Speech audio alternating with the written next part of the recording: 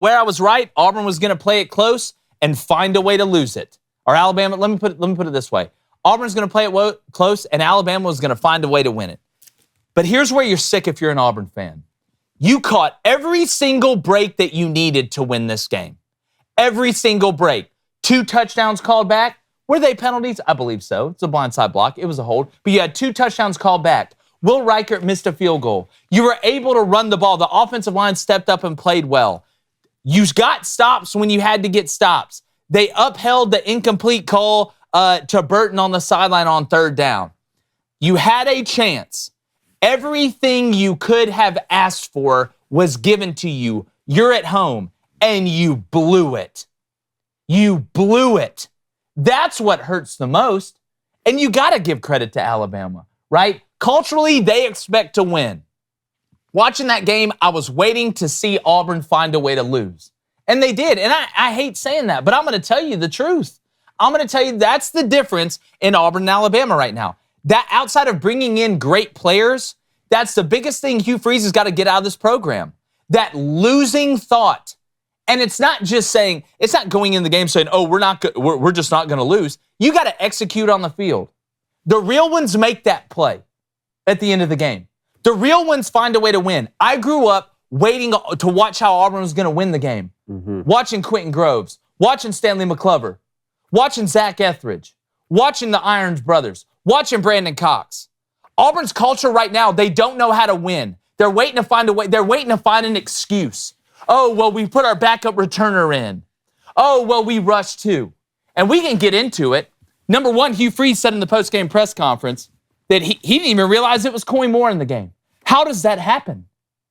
I've been on the sidelines. How does that happen? Either one of 2 things had to happen. One, either Keontae Scott, they both wore number 0, said, I'm hurt. I got to pull myself out. You got to put the backup in. And in that case, the head coach should have been notified. He should have been notified.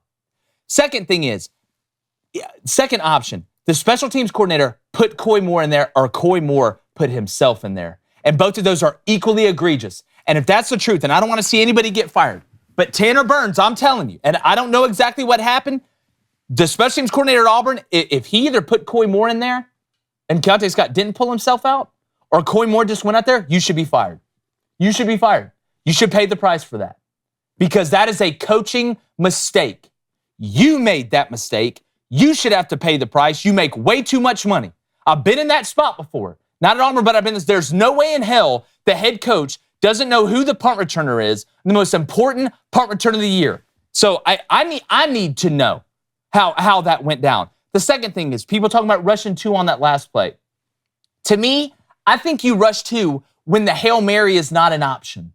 When you cannot throw it far enough to reach the end zone. That's when you rush 2. I think you rush 3 at least. At least. But here's a predicament Ron Roberts was in. And I feel him on this a little bit. Auburn could not get there rushing 4. They could not get there the whole night rushing 4. And the few times they did get there, they couldn't get him down even when they pressured him. But if you're going to rush 4 there, you are taking a guy out of coverage. So you're going to sit here and say, all right, we're going to rush 4, and I'm only going to have 7 to be able to cover, or we can rush 2 and I can have 9. Yeah. But if you're going to rush 2, you have got to make sure nobody is soloed up on the outside. There it is. Yeah. It was a lack of execution. I thought the call could have been better, but I do understand where he was coming from. I would have just rushed 3, and if you're going to bring 4, rush 3 with a late insert, right? Because typically what happens, that was basically a Hail Mary, if we're going to be honest. That's as about Hail Mary range. I thought he was going to roll out to one side and they were going to push all the receivers to one side and throw the ball up as a Hail Mary. But even though you get soloed, you got to make that play, man. You got to make that play. There is no push off. There is no, oh no, it's offensive pass interference. He big dogged you in the biggest moment. That's culture. That's personnel. That's having that dog in you, and Auburn doesn't have it right now. The real ones don't mess that play up. And that's where Auburn is. That's why you got to bring them. That's why the Falk kid, the young kids, the guys at wide receiver, you can't just bring in great players. You got to bring in winners at Auburn. You got to bring in winners, guys that know how to win. Guys at that last play say, please, God, throw it at me. Please throw it at me. Please, on 4th and inches, run it at me. Give me a chance to make the play. The Auburn players ducked the smoke at the end. At least a couple of them did. Not all of them. Some of them stepped up. That offensive line at Auburn should get a lot of credit. I think Peyton Thorne should get a decent amount of credit. Javarius Johnson should get a lot of credit. But it's not all of them. And that's the problem in Auburn. It's not all of them. And the next time, if I see Zion Puckett run out at safety one more time for Auburn, I'm going to puke. This man ought to hit the portal like it's Mortal Kombat. That dude's blown more big moments for Auburn than anybody. And guess what? In the NIL era, David, I'm going to call you out on it. Y'all get paid now. You wanted to be in part of the business? Well, you're in the business now, and you're going to get judged like it. But at the end of the day, it comes down to culture. It comes down to being a winner or a loser in that last moment. And Alabama showed you why they're where they're at and why Auburn got their ass beat by New Mexico State last week. Well, I think it's gut-wrenching for a lot of guys on that field. It is. Because a lot of them earned it. A lot of guys earned it. A lot of guys left it all out there and played a football game. I agree. The thing I'm confused about is this. First of all, the last 8 minutes of that game was grossly mismanaged by special teams and the defensive staff. Ryan Roberts came out and kind of gave a comment after the last play. He said, well, Jalen Milroe did a great job sitting in the pocket and patting the ball and waiting on someone to get open. Well, duh. You brought 2 people. He could have sat back there the entire day. But I don't know. Ryan Roberts said he ran a 3-trail defense, all right? Nobody should be trailing anybody in this play, all right? And we've seen this. If you're going to bring 2, and with the spy, there's no way, and this is junior varsity football stuff, there's no way anybody could be solo covered in the end zone. You have zones. And first of all, Auburn came out of a timeout and lined up incorrectly. Yeah. You go back and watch that play. There is a guy pushing. There was nobody in the middle of the field. There's a guy pushing somebody in the middle of the field pre-snap to get him to go back. And he has to run across the formation. If you go back, Auburn had 3 players with their back turned to the quarterback. Unacceptable. See, that's the problem more than the rush two to me. I didn't mind the rush two because of the spot on the field. If you put them back at midfield where you have to throw a true Hail Mary, that gives anyone in the end zone time to get over to where the ball's being thrown. So if you rush 4 and you drop 7, 7 should be enough with a high arcing Hail Mary. From the 30, you're having to throw a little bit more of a frozen rope. I like 2 extra bodies in there. I mean, you talk about having all day to throw. It's 4th and goal from the 32. You know, I like having the extra bodies in there, but why is your back turned to the quarterback? It's again, you can see right now, Auburn finds a way to lose the game. They go back to Georgia, they find a way to lose it. Go back to Ole Miss, they find a way to lose it. Like you got to get over that hump. That's the hardest part to me, and I think Hugh Freeze will get past it. But goodness gracious, how do you not line up right coming out of a timeout in the biggest play all year? How do you put the backup punt returner out there and the head coach doesn't know it? What's going on at Auburn? Like, what? Do you think that would ever happen at Alabama? That's the worry thing about it. Like, that's what worries me. There's a lot of positives you can And I love Hugh Freeze. I hope it works out for Hugh Freeze. But how does that happen? That's what would keep me up at night. You know what? Bryce Young 2 years ago led a 99-yard drive where they were just better than you. They made the plays. I can live with that. Auburn handed them this game. And that's what makes you sick. And the coaches had an effect. And the players had an effect, obviously. It was a wholesome loss.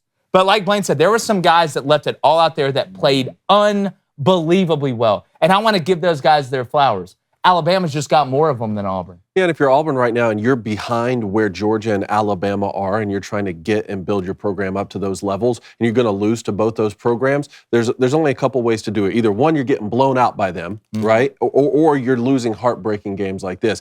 They played Georgia, who we just said hadn't lost a game in 2+ years. They played Georgia to 7 points, and they had Alabama beat. I know it hurts worse than just getting blown out by 50 points, but to me, I think it's better for the direction of the Auburn program to at least be playing those. From a recruiting standpoint, yes.